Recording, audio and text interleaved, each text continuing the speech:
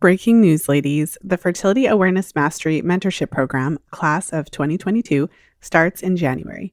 If you are a women's health professional with an existing practice and you've struggled to incorporate fertility awareness charting into your client work, this is the program you've been waiting for. There's nothing like it offered anywhere. Transform your practice in 9 months. We start the first week of January. Apply now at fertilityfriday.com/BAMLive. That's fertilityfriday.com/FAMMLIVE. This is the Fertility Friday podcast, episode number 394.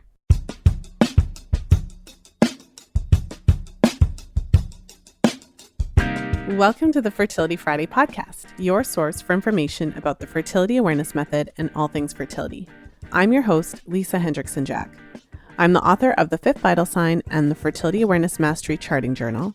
I'm a certified fertility awareness educator and holistic reproductive health practitioner with nearly 20 years of experience teaching women to connect to their fifth vital sign through menstrual cycle charting, balancing hormonal health, and optimizing the menstrual cycle without hormones.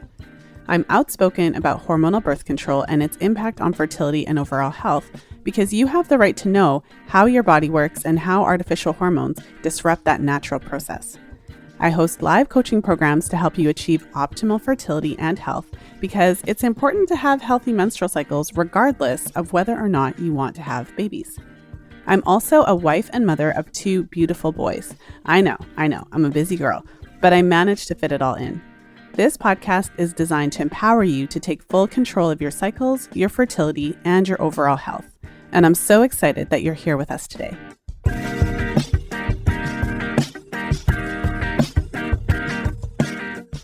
Today, we're taking a little break from the Femme Practitioner series to share a really exciting and important episode about the upcoming documentary, The Business of Birth Control. Today, I'm sharing my interview with Ricki Lake and Abby Epstein, and we talk about how this documentary came about and what was the inspiration behind it, and even how they see this documentary affecting change for the future. And so for anyone who's listened to the podcast for any period of time, you'll know that one of the topics we've consistently covered since the very beginning has been hormonal birth control, how it affects women, and why is it that so many of us suffer without having access to the proper information? Why is it that when our doctors are writing the prescription, they're not fully informing us about all the side effects? And why is it that so many women suffer from commonly known side effects for so long, but they don't even make the connection and don't even know that it's really the birth control that's causing them to feel depressed or to feel anxious or to have a wide variety of sexual side effects? And so one of the interesting things that I think came out of today's interview is that this is really the time. I feel like women are ready for this movie. Everyone's ready for this movie. If this movie had come out, let's say, 15 years ago, there might have been a pushback against it. You know, how could you talk negatively about birth control? And you're just showing one side of the story. But I feel like at this current time, there's just so many women who have been affected by hormonal birth control that there's no denying it anymore. So it just feels like this documentary has come out at the perfect time. So before we jump in, I'll just take a moment to share a little bit about Ricki and Abby. Ricki Lake is a pop culture icon who has built a career on her graciously candid sensibility and her authentic, relatable nature. At the age of 24, she became one of the youngest daily talk show hosts in history with the debut of The Ricki Lake Show. Her legacy and perhaps her greatest love is her role as an independent filmmaker. Now let me tell you a little bit about Abby. Abby Epstein made her film directing debut at the 2004 Sundance Film Festival with the documentary V-Day, Until the Violence Stops, featuring Jane Fonda, Salma Hayek, and Rosie Perez. The film won the Audience Award at Vancouver's Amnesty International Film Festival and premiered on Lifetime Television, receiving both an Emmy and a Gracie Allen Award. In 2007, she teamed up with Ricki Lake for their widely acclaimed documentary, The Business of Being Born. Next, the duo teamed up for Weed the People, which premiered at the 2018 SXSW Film Festival and won the Audience Award at the Nashville Film Festival. Okay, so now a little bit about the business of birth control. Looking at the complex relationship of hormonal contraception to women's health and liberation, the business of birth control features the stories of activists, doctors, and scientists who are blowing the whistle on how hormonal birth control affects the mind and body. The filmmakers trace a shocking history of how hormonal birth control has been weaponized against communities of color while capturing a revived feminist health movement that is embracing body literacy and redefining reproductive justice. The business of birth control is primed to ignite the next women's health revolution. It is sure to be required viewing for anyone with a uterus. All right, so let's go ahead and jump into today's episode with Ricki and Abby.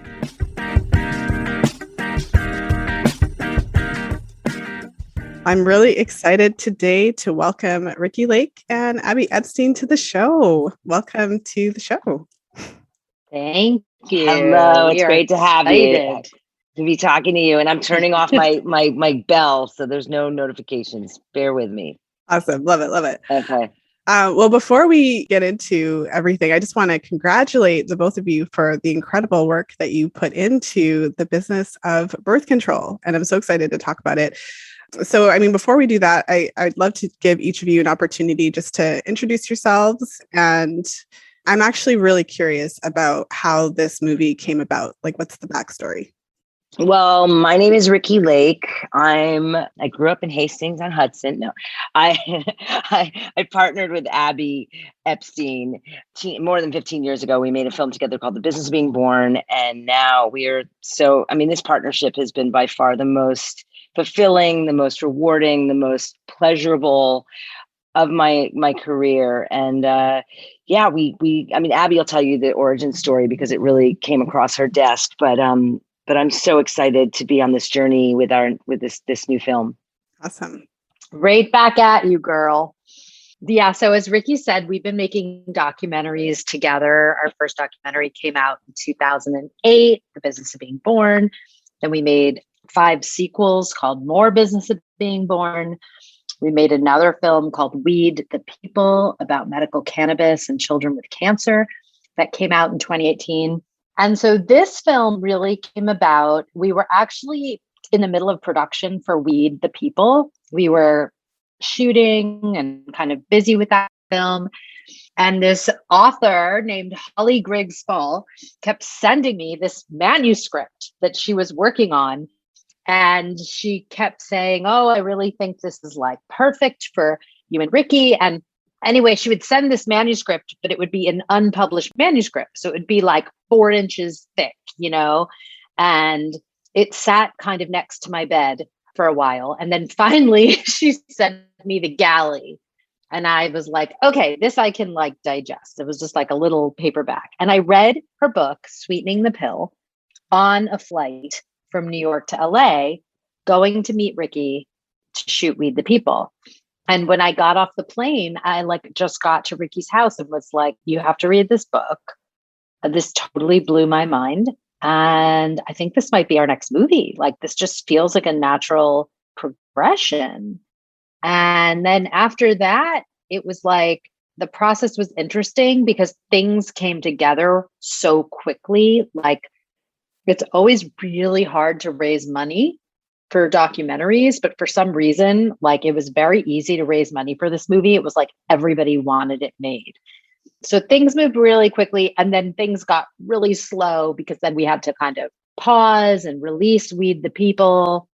And then right when we were about to finish the film, we hit the pandemic. And so then we got put on pause again. So it's been like this extra long journey. So I think having the film premiere last Sunday in New York City was just like surreal and just so validating and amazing to have it come out after all this time. And I also want to add that, like, with The Business of Being Born, which was 15 years ago, we didn't know what we were getting into. We didn't know what poking that tiger, what was going to come back at us. And it was traumatizing for us. We screened the film before we got to screen it at Tribeca Film Festival. We brought it to the hospital where both Abby and I had delivered our first children at St. Luke's Roosevelt. And so we expected them to embrace us, really. At least I did. I can't speak for Abby, but I think both of us were so naive. We did not expect the backlash and the attack. I mean, they attacked, and then the AMA came after us and ACOG came out. We knew we were onto something and we knew we were telling the truth, but we didn't. I was America's sweetheart. I really thought that, people were going to love me regardless. And so with this film, it's controversial, it's provocative, it's poking the tiger, it's a lot of information that is shocking to a lot of people. And so I think I'm a little more like not fear filled. I don't think I have fear because I'm going for it. But there's like a little bit of like when you're in a battered woman and you're just like waiting to be hit kind of thing. Like that's how I feel. So for you too, Abby, like, that I was just waiting for the shoe to drop, and I'm still kind of waiting for that. But when we got to finally premiere this film after COVID and after all the years of, waiting for this to be finished, to screen it in front of an audience, and you could hear a pin drop for the entire 90 minutes. I mean, the silence was deafening. And then now just to read really beautiful, beautiful quotes and reviews and reactions. And so I feel like I can breathe, but it's nerve-wracking and thrilling at the same time. Oh, that's so interesting. I remember The Business of Being Born. And I mean, for me personally, I thought you nailed it. And I resonated with it. I was in my, earlier 20s. I hadn't had any babies yet. And I think that in some way it did influence my outlook. I mean, I chose to have 2 babies in my house, but it's interesting to hear. I just wasn't aware of all of the backlash that you experienced at the time. And a thought crossed my mind that I really feel like the world is ready for this now. Potentially if this had been released 15, 20 years ago, it would have been this big shock. But I feel personally, it's kind of like, finally, and that's my sentiment anyways. And that kind of leads me into a question. I mean, I remember when Holly Grigg Spall's book came out, and I feel like it was just perfect timing, and the way that she handled the issue was just so epic. And I'm curious, what was your perception about birth control and the potential effects before the film versus after? Like, has it changed?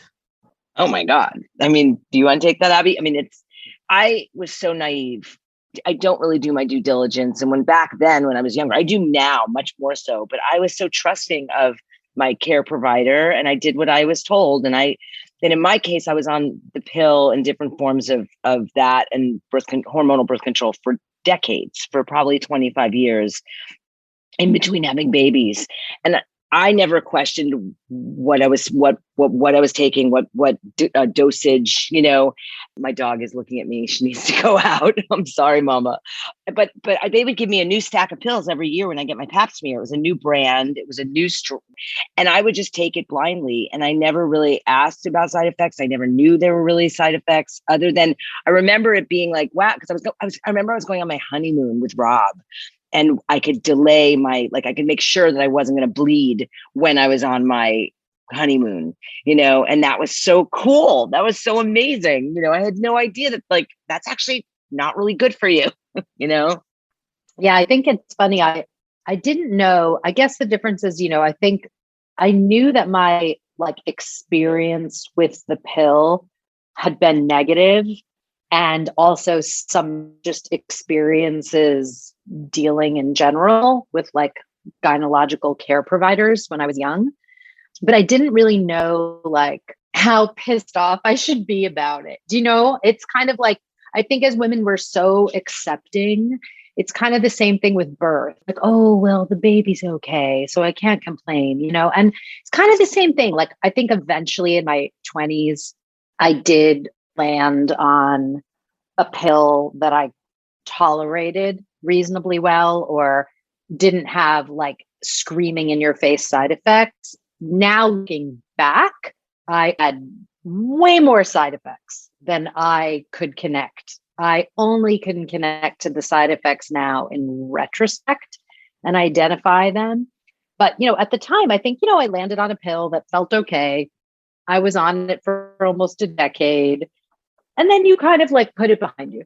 So I think working on this movie, it sort of opened this can of worms where looking back, I was like, oh my God, first of all, I can't believe I agreed to be put on a pill at, 19 or whatever, when I didn't need a pill for birth control. I was not for contraception.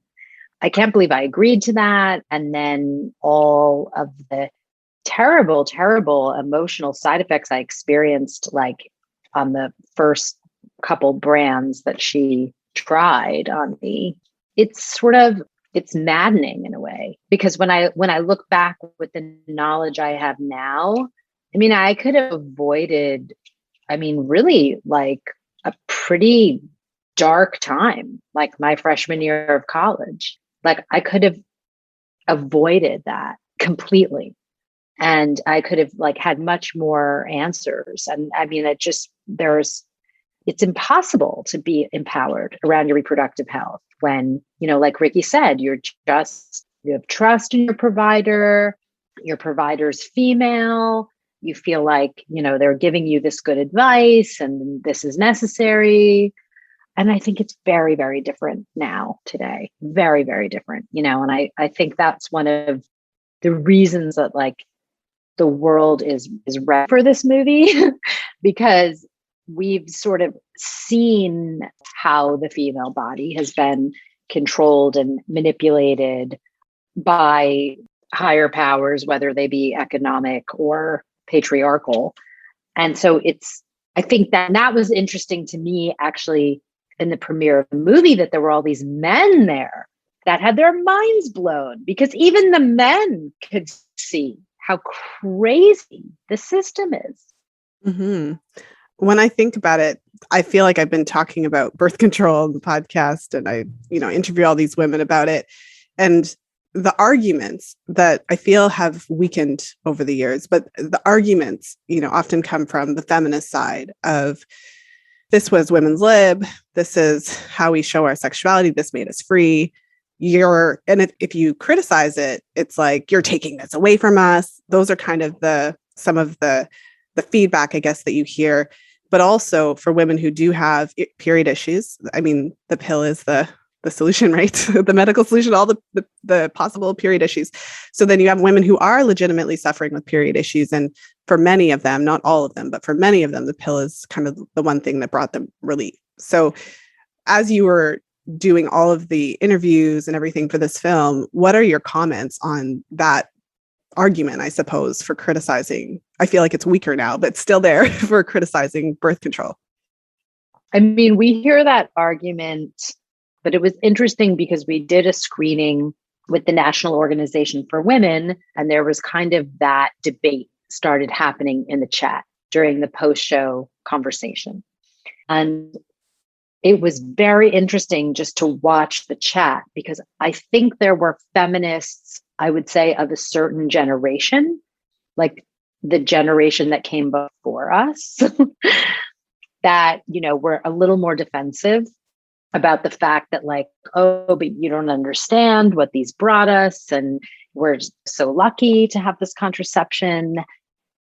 And to me, it's this kind of like oppressed thinking, right? It's like coming from a place of, well, we should just be so grateful, that we're not barefoot and pregnant in the kitchen. And, I just think with like younger feminists, like that just doesn't fly anymore.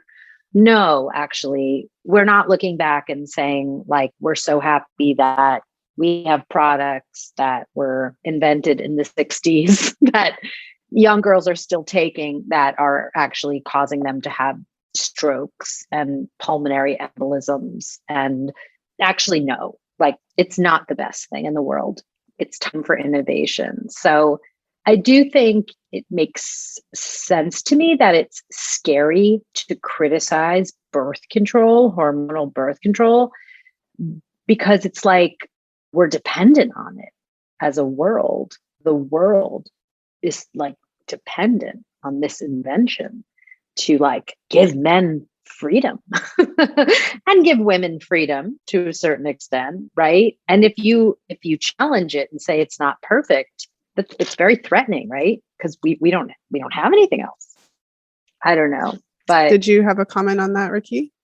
No, I was going to say, I mean, we do have other things. And I think, talking about fertility awareness method, even though it doesn't sound easy when you just like lay it out there. It's a learning curve. And I don't know how I would, if this movie was made when I was young and starting to talk about contraception, I don't know whether I would have been my young Ricki self would have been, okay, I'm gonna take my temperature for 3 months and check my mucus and learn my cycle. I don't know if that would have been attractive to me, because I wanted the ease of just taking that pill every the same time every day and knowing I'm gonna be fine, But I do think there's something really exciting about explaining it and explaining to women, young women, that they can really learn how their body. I mean, I think it's fascinating. Like my 53-year-old self, I track my cycle.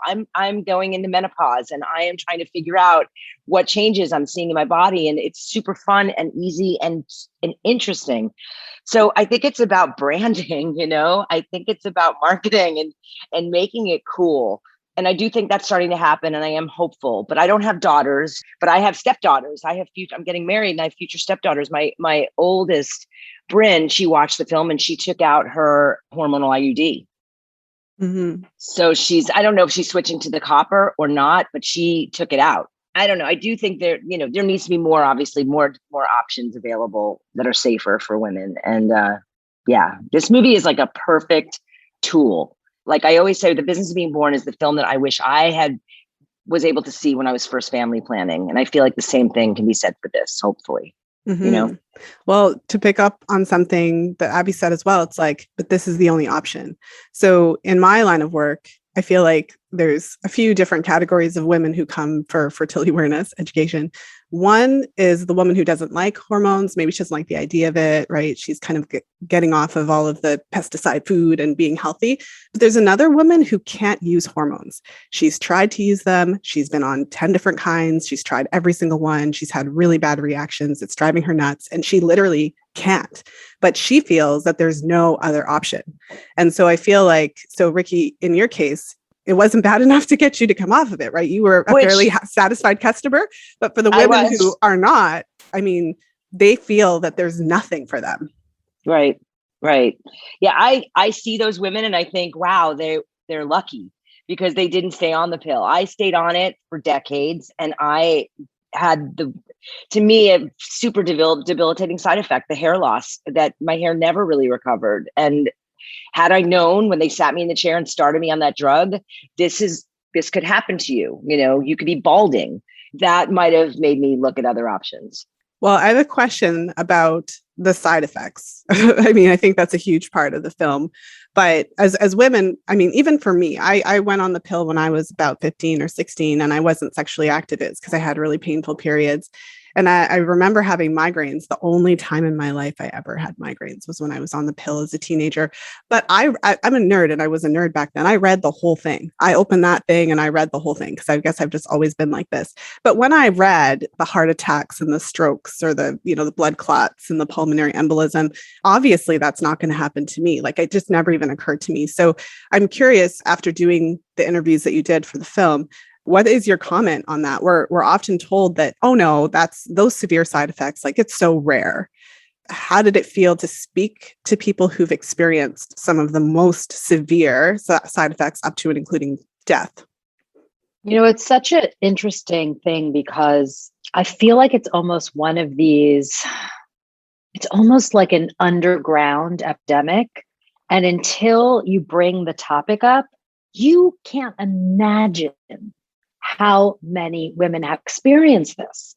And sometimes, like I'd be talking about the movie and somebody will say, oh yeah, I had a blood clot. Yeah, I had this pain in my leg and I went to the doctor and I had a blood clot. Or it's like, there are so many women who experience either blood clots or strokes or near misses, and you never hear the stories.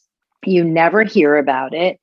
They're not tracked in any way, at least in the United States. Nobody's keeping tabs on like what the real numbers are for clotting and strokes. And I feel like I've stopped being surprised hearing the stories. Like when I started the movie, I thought this was like a 1 in a million thing. Like if this happened to you, it was like you were obese and a smoker and you were all the things that they said made you at risk, right? And then you find actually, no, that's not true, right? Because the girls in the movie who lost their lives, none of them had any of those risk factors that the drug companies say. Just to give you an example, there's a young journalist who wrote a beautiful piece on us and the film in the Washington Post, in thelily.com. And it's a beautiful, great piece on the movie. And after the piece came out, she wrote to us and she said, "Oh, I didn't want to tell you this before, but I almost died at 18 from the NuvaRing." And you're like, how are we not hearing these stories, right? It's like, and I met another girl in New York who also almost died from a blood clot from the NuvaRing. And the hospital didn't say it was from the NuvaRing. They even printed an article about her in the paper because she actually died. Like, it was such an amazing, life-saving thing that this hospital did. And even in that article, she showed me, it said pulmonary embolism, but it never said NuvaRing, hormonal birth control. They kept it out of the article completely, you know? So it's like, why do only emergency room doctors, right? Like, you can hear all the stories in the film when these women come in short of breath and these symptoms, and the emergency room doctors immediately, first thing they ask, is she on birth control, right? Why do they know that?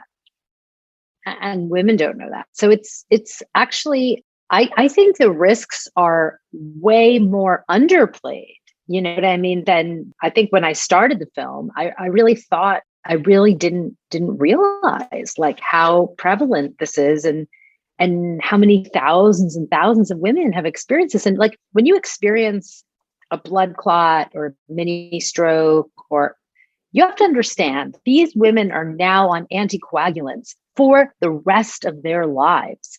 They are having high risk pregnancies, if they can even carry a child. These are like life threatening conditions. And you don't hear about it unless there's like a death. And then let me just add, you know, the uproar with the J&J vaccine and the clotting issues that they found in a small number of cases. I mean, the number of women that have this issue with birth control is just exponentially higher. And yet there's no great concern about that, it seems. Yeah, well, like, where's the uproar? Yeah. Mhm. I am Exactly. And there was uproar. That was the funny thing, is when they tried to calm women down about the J&J vaccine. And they said, "Oh, but it's, you know, less than the risk of a blood clot on birth control." And it's backfired, because then all these women were outraged. Well, I read this study a little while ago. I think I posted a long time ago. And it's something, I don't remember the exact number, but it was something like 350-ish women a year die in the United States alone from the pill, from blood clots. And in I the didn't even article, know that number. Wow, I did not know that number. well, and in the article, I remember because they compared it to the amount of people that would be on a jumbo jet. And they were like, well, no one would be okay if a jumbo jet crashed once a year, like, right? But we're okay with like 350 women dying because of the pill. And also, I always like to say this, because they were using the pill as directed. Now, wait, did you say in this country, in the US? Correct. Wow. Yeah. Wow. Alone. So it's not worldwide. Like, the worldwide number is the scary number that we don't know. Don't know. So here's a question, you know, like, because I mean, it comes up a lot. Like, where are we getting these prescriptions? We're getting them from our doctors. I've spoken to hundreds, if not thousands, of women at this point in my life. And I believe that there was one out of all of those who told me that their doctor opened up the prescription insert and actually went through it with her. So one. So I'm just going to ask it's like an inappropriate question, or are the doctors trying to kill us? Are they purposely, right? So this is, because I don't believe that. So what is the problem? I mean, there's lots of problems, but no, I don't think they're trying to kill us. You know, I think they're given this information and they're not given the time with their patient, the way it's set up. And now it's telehealth, you know, through Zoom, or you can even, I just saw like there's a commercial, there's a thing for you can order your pill online, like just like, then they'll send it right to your door. They make it as easy as possible, but you're not given that time to get the information, to walk through that handout and make true informed choice, because you're not getting this information. It's just the system. It's the way it's set up. Same thing with birth. It's the same exact problem. It's like you don't get that one-on-one time. You're mostly a number when you go into these hospitals. And it's about advocating for yourself and doing your due diligence and knowing that you have a choice and you need to come up with that best choice for you. But also, I think it has to do with the fact, like, and I was talking about this on the news broadcast yesterday, right? Is that there's so much gaslighting that happens. And I think that the way doctors are trained, they get their information by what the drug company tells them. That's how they learn about drugs, from drug reps. It's like, that's what they know. So and there's incentives, right? There's incentives, there's kickbacks. I mean, I'm also watching Dope Sick, which is a totally different thing. That's the opioid, but it's the same kind of thing. How they market, how they just infiltrate into the system. Yes. Well, they're absolutely. And I think that they're, first of all, and generally, like with gaslighting situation, if you have a bad reaction to hormonal birth control, we've all heard this story, right? 9 times out of 10, it's like the doctor is not going to say, oh, wow, I think maybe these products don't agree with you. Maybe we should look for non-hormonal. No, they're going to say, we just haven't found the right product. There's 100 pills on the market, 300 pills on the market. We'll find the one that works with your body, or we'll do. So there is a belief in medicating women in this way. And on one of the TV shows I did yesterday, they said that there was an article in Business Insider, which I saw, saying that you don't even need to have a period anymore, that actually periods are not essential, and that it's no problem to be on birth control, whatever, for a year with no menstrual cycle whatsoever. I mean, it's so arrogant. And I think that this, like, so I think, first of all, there's a lot of kind of disconnect from, and we say this in the movie, where a lot of times the person who prescribed that pill is not the doctor who then is in the hospital when that woman gets admitted for a blood clot or a stroke or an embolism. So there's that. But I also think there's this idea of like, newer is better. I mean, I even remember when it took me so long to find that one stupid pill that I could tolerate. And then at some point, I think maybe I'd had a kid. I can't remember. I wanted to go back on birth control. And my doctor was like, oh, but what about Yaz? Yaz just came on the market and it's really, and I remember like looking at it and I'm like, why would you want to mess with my system? Like, I don't understand. Like, this was working for me and like I could tolerate it. Like, why in the world would you want to try something new? But he was pushing it because he had been educated by the drug reps that this was like the great new pill, which we also talk about in the movie. So yeah, there's so much marketing that goes into this and making women feel like we'll just solve all your lady part problems. We'll solve your cramps. We'll solve contraception. We'll solve the period pain, and just present it as this panacea, really. Mm-hmm. I'd love to hear more about what you discovered about the business side of it. I did this really interesting interview a little bit ago. That probably means it was a couple of years ago. In that interview, I think her name is Dr. Elizabeth Kissling, I think. But one of the things she said that was so interesting that really kind of struck me is that we're at the point now with hormonal contraceptives that they all are equally effective. She made a really interesting point. So it's not like Yaz is more effective than ortho-tricycline. They all have the same efficacy. So what she was saying is then the challenges from a marketing perspective, how do I differentiate my product? And so then you get into all of this other stuff that it's marketed for that is not the primary purpose, because they're all basically equally effective preventing the pregnancy. But so then they have to, okay, well, we'll come up with one that you take 4 times a year. We'll come up with one that you take once a year. We'll come up, whatever, but they come up with all these other ways to administer the same medication.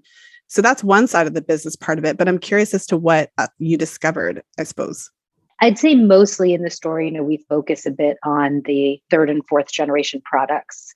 So, which are like NuvaRing, and then pills containing drospirenone like Yaz and generics of Yaz. So what we uncovered, like you were saying, it is a business. So when you have a blockbuster drug, once that progestin goes off patent, you're not going to make as much money, right? in the pharmaceutical business, the blockbuster money is made when you have that first patent. So then what they need to do is keep coming up with a new patent, with a new progestin. So it's exactly what you're saying, Lisa. It's like what they tried to do, like, let's say when they marketed Yaz, first of all, they marketed it for all these things that the FDA hadn't approved it for, like severe PMS, and they got in trouble for that. And they had to take their commercials off the air and everything. Really, the business of it is, it's not like these improvements make the pill safer. What it might do is say, well, this pill makes your skin clearer, or they're looking for like more vanity kind of types of benefits, quote unquote. And they're not at all concerned about safety. And what you learned with both NuvaRing and Yaz is that they lie. So they conduct studies and they cherry pick studies. And the studies are funded by the drug companies.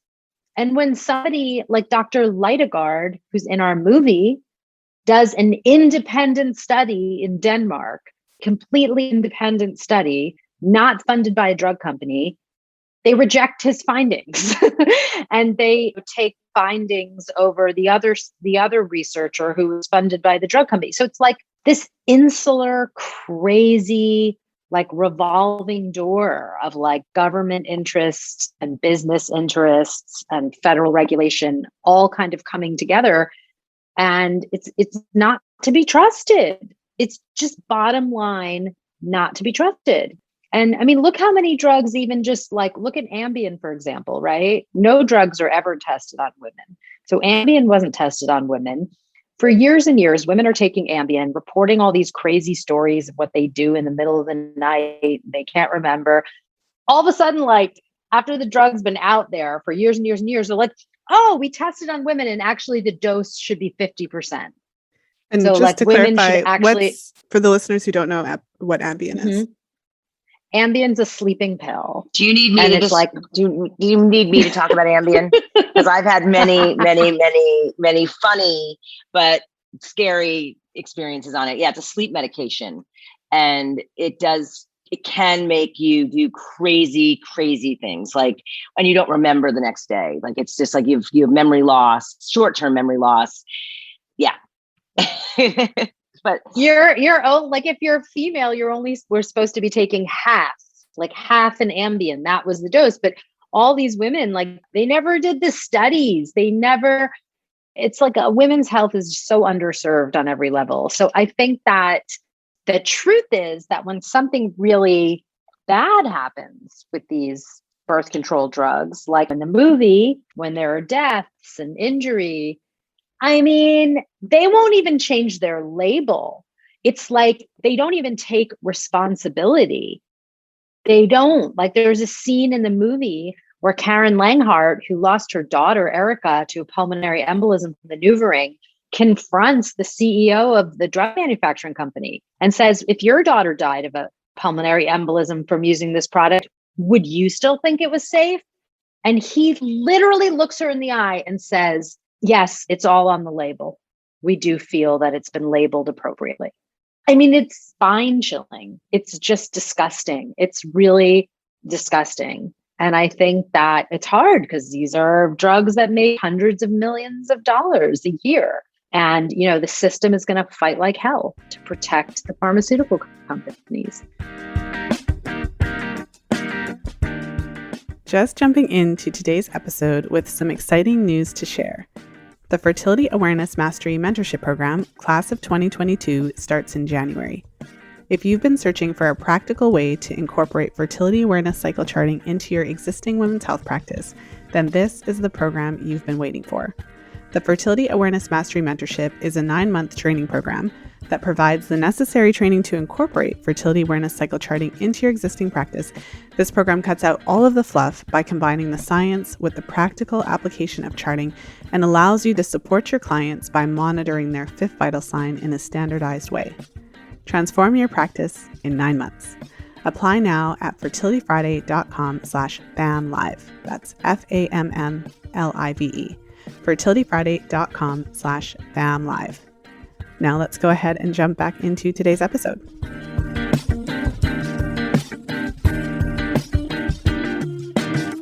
I feel like the example that you just gave, the response to me is not shocking, but the reason it's not shocking is because his livelihood is tied to this drug being okay. And what else is he going to say? Otherwise, he would open himself up to liability. And because it didn't happen to his child. So it's impossible for him to put himself in her shoes. That's like such a powerful moment. You can't know what it's like unless you're in it. I feel like when you said impossible for him to put himself in someone else's shoes, like, yes, because you didn't actually experience it, but you could have empathy. He's choosing to pretend like she didn't say that, I bet. Like, that's how I he's like riding that fine line. I mean, he is up there representing that company. So yeah, I mean, good for her that she put him to it. I mean, what a brave warrior woman. I mean, Karen passed away sadly in 2016. I can't remember, Abby, 2016, during the making of the film. She tragically took her life. She just could not bear the fact that she couldn't get her story heard in a way that it was going to help women. Yeah, she really was the protagonist of the film for so long. So I feel like, especially as a data person, I like data. I used a lot of data when I was writing my book. I appreciate being able to read studies. But one of the challenges when it comes to statistics and looking at the number of people out of this many people who are going to die or who are going to get a stroke or who are going to get pulmonary embolism, I feel like it just takes us away from the fact that these are real people's lives. So the question is, the documentary then is exposing all of these factors. So you go in, you have a legitimate problem, you need birth control. This is a problem for, most women who are in relationships with men. Like, we need to figure this out. So you go to your doctor, but the documentary is highlighting all of these forces, that it's not just this objective interaction that's happening where the doctor is just objectively caring about you and providing you with the absolute best option for you specifically. There's the drug company, there's the marketing, there's the drug reps, there's the doctor's education and lack thereof in certain aspects. I feel comfortable saying that because I feel like, I don't know, I've interviewed a lot of doctors and I've asked them the magical question of like, what did they teach you about birth control? And the answer is kind of not much. So what do we do with that? For the average woman who's listening to the show, I think Abby, you mentioned the importance of advocating for ourselves. But the question that I then come to, is it fair? It's hard to advocate for yourself, one person against this multi-billion-dollar industry. It is, but I think that the interesting thing, and also what we say in the film, is that, women like yourself, Lisa, you are filling that gap. You are filling the void that the medical profession has left us in with education, and education as preventative care and as empowerment. And that, I think, is really what is blowing up right now. Is you can see it everywhere. Women are taking it back. They're taking it back, and they're just saying, let's figure out a way to work with my own body and manage my fertility on my own terms. Very much like we were saying before with childbirth, we saw like a similar movement. And I think we will see a movement also, with this subject. And I think that, it's funny because at the opening night, there were a few of my girlfriends were there and they were freaking out after the movie. They were so stressed out about their daughters. Oh my God, and she's on the pill and I don't know what to do. And what do we do for them? What do we do for them now? I mean, they were just so stressed out. And later that night, one of them texted me and said, oh, I talked to my daughter and she's on the Flow app and all her friends are on it or something. I mean, I don't remember exactly what app, but it was kind of funny because even my friend as a mother, she had no idea that her daughter was using this app and that these girls are tech savvy and they track their periods, which is like a great gateway into body literacy or even fertility awareness method. So I do think that there's still tricky situations, like you said yourself, right? Like when you have a young girl with severe period problems, pain or bleeding, that's very tricky. because we're not doing the research. There isn't like a menstrual expert in the medical profession. Like, it's like, because if you take that girl to a regular OBGYN, they will just get the pill and that's really all they have to offer, right? So there are situations where I think when it comes to the pill as a treatment for a reproductive health issue, that's where things really get sticky, because they say over 35% of women on the pill are using it for symptom management. So that's tricky, right? Because that's, I think, harder in some ways to deal with. Endometriosis, or, that's harder in some ways to try to treat with the options we have. But I think if we're just talking about contraceptive lens, I really do see just such a huge shift happening. I really do. And Ricki, did you have a comment on that? I say ditto. Cool. Whenever I'm interviewing two people, I always have to try to manage. I have a thought on that, because I always wonder, because I hear all these stories about certain women who go on the pill and then they have these emotional reactions, or they have panic attacks, or they become depressed, or they have sexual issues where they can't orgasm anymore, or they no longer have a sex drive. It just goes on and on. And so the question is, like, for the woman who's then has this severe issue, whether it's severe PMS, the PMDD that she's using it for, or the severe period pain, possibly endo. What if she goes on the pill and she happens to be one of those people who can't use it because it causes her to have the emotional issues or the other issues? I feel like that example is like, we're kind of assuming like, well, this is helping her, but we're like, she's still a woman and she's still subject. They say 50% of women approximately stop taking the pill within the first year because of the side effects. So I feel like regardless of where we fall on this, there still has to be a conversation about how can we actually treat these women, because we could get into the fact that the pill suppresses ovulation, all that. So it's not really curing her. It's just allowing her to manage her symptoms better. Yeah. So, I mean, and one of the questions I thought of, I think, as we wrap up was, if you were to look into the future, in the next 5-10 years, what would you hope to see as a direct result of your film? I mean, we see, we look back at like the business of being born. I never really expected everyone to have a home birth from it. And the number is still like 1%. But I do feel like women are going into the hospital to have their babies, and they're going in educated. That, the doula population profession has just exploded. I have to give some credit to our film, because many people didn't know what that was until they saw it.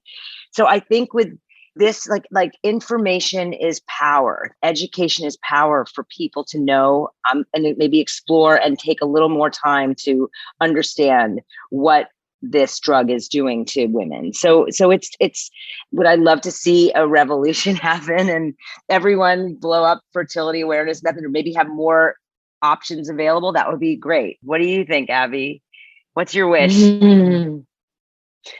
Yeah, my wish, the first one, which I think is doable, is I don't want anybody to be taking these drugs and be oblivious to the full range of side effects, and to blame themselves and their own body for mental or physical side effects that are actually being caused by the contraception. So, to me, it's like that level of informed consent has to blow up 1,000%. And if a woman goes on the pill and 3 weeks later, she says that she has a stabbing pain in her neck, believe her, because it is probably from the pill. And so I think that sort of gaslighting and belittling women when they report symptoms, that like has to stop, right? That's like phase one. And I truly, really think that's just a matter of like educating. Then I think also, I believe that because of the pro-period movement, I do think that women are embracing their cycles more. And, Ricki, like you were saying the other day, is like that understanding that at this time of the month, you're more creative. And at this time of the month, that level of body literacy, like I would love that to come out of the film. So that's kind of like the phase one. Then phase two, I would really want to start to see some more true like vetting of which contraceptive method is really right for which patient, which person. Like honestly, like really look at all the factors they don't look at, from genetic clotting disorders to mental health. There's way more testing that they could be doing before putting somebody on a prescription that they might be on for a couple decades, like unmonitored, basically. There's even like a side effect like vaginal dryness. Well, you might think vaginal dryness. Well, what's that? Like, let me tell you, I had that at 19 or 20 years old, and it's painful and it's not fun. And a 19 or 20-year-old shouldn't have like a menopausal vagina, And that's basically like what happened to me. And I thought it was like my own lack of being able to be aroused properly or something. Like I just had no idea, you know what I mean, that it could cause such severe vaginal dryness. So even something like that, right, which sounds like small and simple, but to a teenager, to a young woman, I mean, that can be really devastating if you don't understand. And then, of course, the moonshot is we would like this movement to be strong enough so that the people who want to make money off women maybe pay attention and say, hey, we better develop some non-hormonal options and some options for men. We better listen because, women will put their money where their mouth is. You know what I mean? They will. And so I think if we can do a little bit more, I just think this isn't technologically, this isn't the most difficult thing that we're doing in society. We're doing like double lung transplants. I think we can figure out how to not make a sperm go into an egg. Like, I think there are other biomechanisms that could be discovered here. So just touche. Yeah. I love that so much. Yes, I second everything you said. I would love to see all of that happen and more. And I also think every woman and man and person who knows a woman or person should watch it. I feel that this is when the most common thing I hear in my work is every woman needs to know this stuff. How am I 40 years old and I didn't know this and all that kind of like, I hear this daily. And so, yes, this movie is for you if you're listening right now. And basically everybody. So let us know how people can watch this movie. I think the timing of the release is going to coincide with a launch. So tell us how we can watch it. So December 10th, which we think is maybe today, December 10th. It's very lucky if you're listening to this podcast because we have a launch going on starting December 10th where you can go to our website, thebusinessofbirthcontrol.com.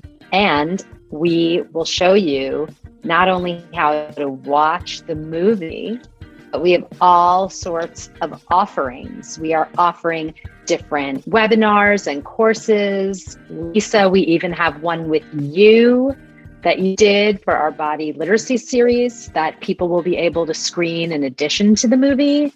So we are offering the movie, but we are also offering tons of supporting educational videos and also talkbacks with some of the experts featured in the movie, like Lisa, and then talkbacks with Ricki and myself. So it's totally free. It's donation-based.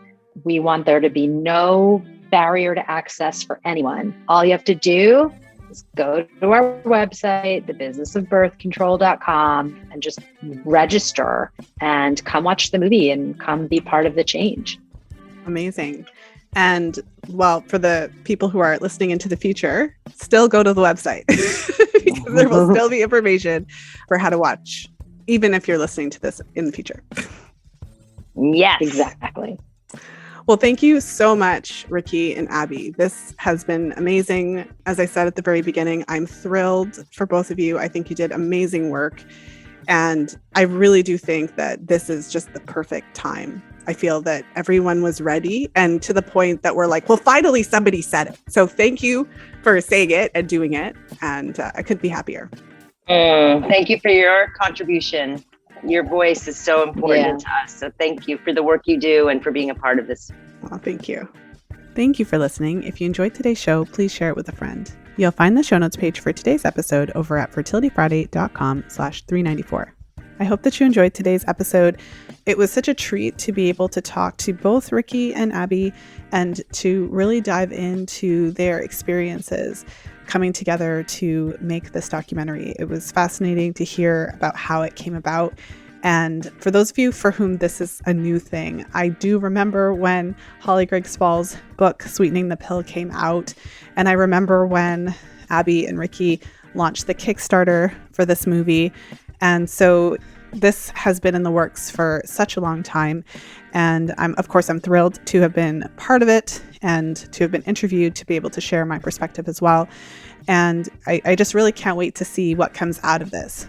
I can still remember when The Business of Being Born came out, and I feel that the impact that that documentary had on the way that we look at birth and approach birth still reverberates to this day. So I'm just really excited to see what happens, because although birth control and how it affects women is a topic that I obviously talk about on the podcast all the time, for those of you who are new to the podcast, you can certainly have a listen through my Pill Reality series, so fertilityfriday.com/Pill Reality, which is essentially a collection of episodes and interviews over the years of real women who have used birth control, not had the greatest experience with it, and essentially are sharing their stories in their own words. And if you were to spend a couple of days, a couple of hours, many hours listening to those episodes, then you get the other side of the story that we often don't hear about birth control. You hear about how this affects people. You hear about the women who've had pulmonary embolisms and strokes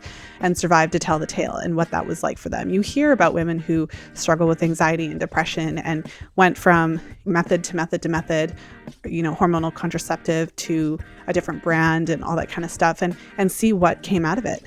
And you also get to hear why so many women are turning their backs on hormonal birth control and looking for non-hormonal options, looking for fertility awareness methods instead.